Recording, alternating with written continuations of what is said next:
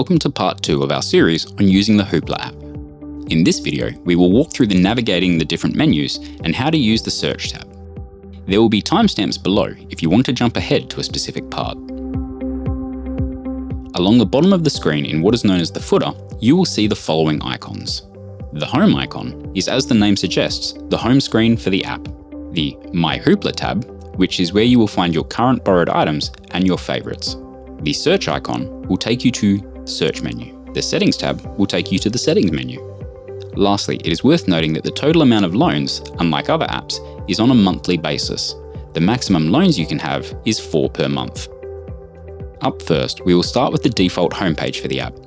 In this tab, you will have access to all of the different content available to you. Along the very top of the screen, you will see a banner that has a library that you are currently signed in with. To the right of that, you will see the Kids mode, which you can activate either by tapping that or going to the Settings menu. Next to that is a question mark, which will take you to the Tips and Guides page. Directly underneath is a scrolling banner that will show new or popular content. Underneath that, we have links to the different types of content available through Hoopla. These are audiobooks, comics, ebooks, movies, music, television, and binge passes. The rest of the homepage is dedicated to showing the popular content from each of these categories. The next menu along the bottom of the app is My Hoopla. Compared to some other library apps, this menu is very simple. You have either the option to view your currently borrowed items or returned items, if you have any, or to go to the Favorites section, which will allow you to keep a track of titles that you have identified as your favorite by selecting the heart icon. The search menu is also quite streamlined. It features the dialog box in which you enter your search, and underneath that is a series of popular topics. If you're wanting to refine your search, you can tap on the Advanced Search to the bottom right of the dialog box.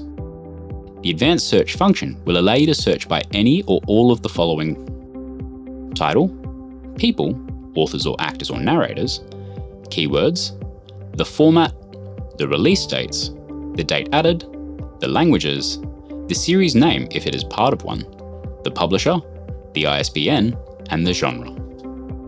The Settings menu is where you can customize your experience within the app. Starting at the top, we have the Kids mode, which will allow you to set a 4-digit PIN to lock down the content that can be viewed within the app. Next is the theme. You can either set this to be light, dark, or use the same setting as your device. Underneath that is your borrowing history, which you can browse through or clear. Directly below that is a switch that you can activate to hide titles from appearing in your borrowed history. You also have the option to select whether your content is downloaded only via Wi-Fi and to where it will be downloaded onto your device.